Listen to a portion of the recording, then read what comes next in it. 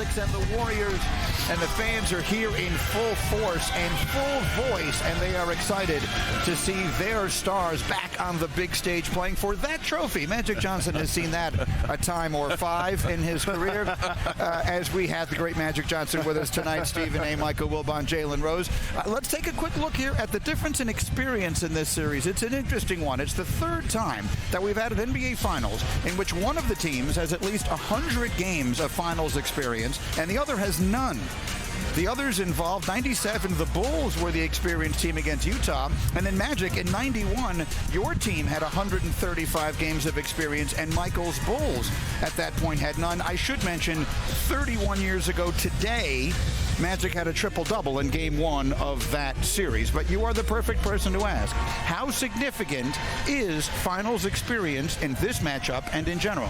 To me, it only means something toward the end of the game. Right? Well, you've been there, you've done that. Also, your nerves before the actual first game. I think Boston is very hyped, probably very nervous, don't know how to really control the nerves. But to me, it doesn't really mean anything because, you got to go out and play the game. Let's remember that Boston's taken down all the big giants in the East. So I don't think they're going to come here and be nervous. I think they'll be ready to play. Let me bring Jalen in on that. You played in the NBA Finals, and yours was the less experienced team when you got there. What are your recollections of that? What is it going to be like this first time? Well, in our case, we were going against two of the top 5 players in the league in Shaq and Kobe, and we lost a couple of years prior to Mike, Scotty, and Phil. And so going against those guys, they were an upstart team like the Boston Celtics hoped to be. But I want to allude to Magic's point. These are, on paper, two of the best offensive teams in the game. Not true, because the last 4 minutes of the game, the Boston Celtics are one of the worst teams in the NBA at executing. We just saw that against the Miami Heat in Game 7. Yep. That's what experience matters, late in games and being able to make a play. Judgment under pressure. Yes. And their judgment under pressure has not been great. We saw that in Game 7, even though they're here.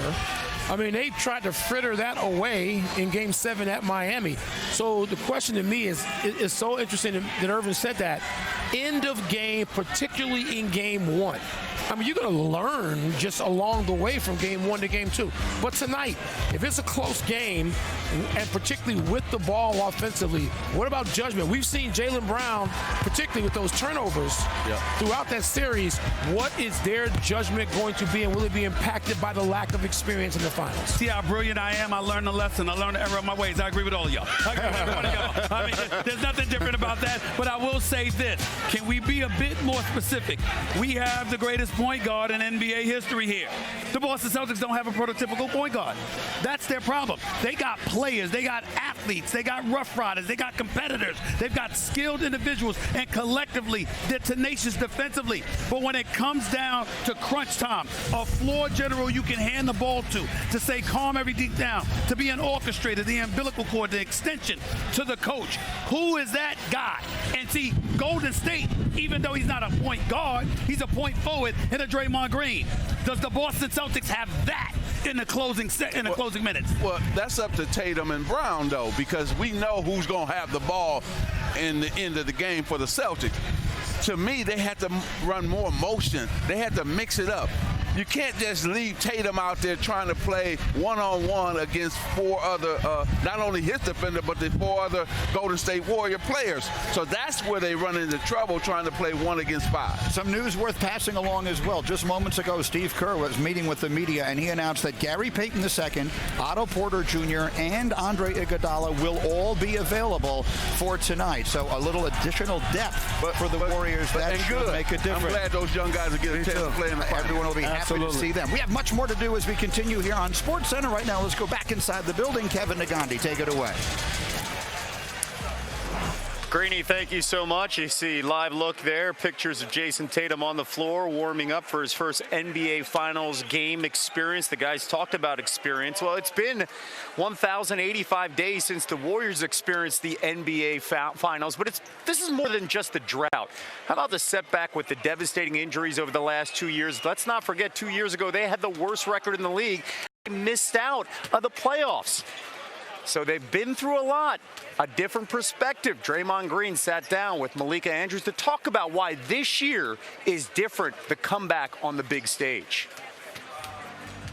Looking back to the first time you all were on this stage, I mean, Klay Thompson's facial hair has changed a whole lot, but how have you all changed now that you're back here? I think we've changed a lot. I think number one, and most importantly, we're in totally different places in our lives. When I look back, like, at us during that time, like, we all hung together a lot more. Like, we were just around each other. We don't hang together very much at all anymore now. You have kids. Why? We have children, like, families, and that takes up all your time when you're not here. But our bond is no different than it was when we hung together like that. And I think it's in large part due to the foundation that we built. Steph Curry, Klay Thompson, and Draymond Green led the way for this team. Some folks forget that when Steph first got into the league, he couldn't stay on the floor. At what point did you know that you were playing with one of the greatest to ever do it? Early on when we first started doing it, it's like, man, this dude is so good. He don't really even understand how good he is yet.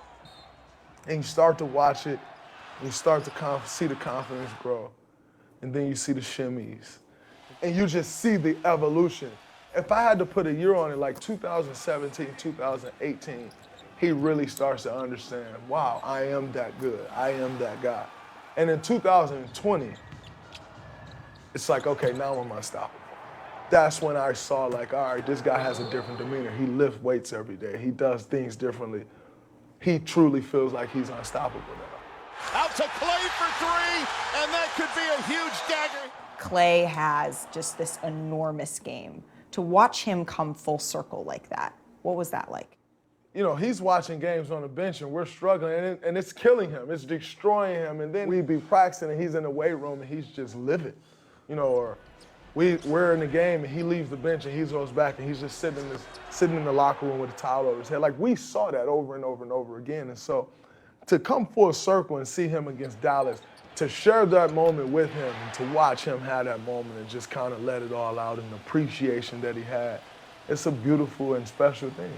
The embers of the dynasty still glowing.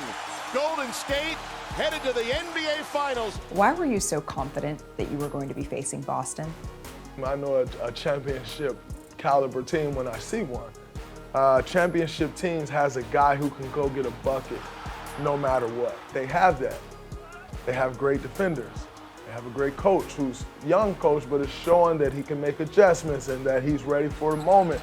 Like, they have the pieces.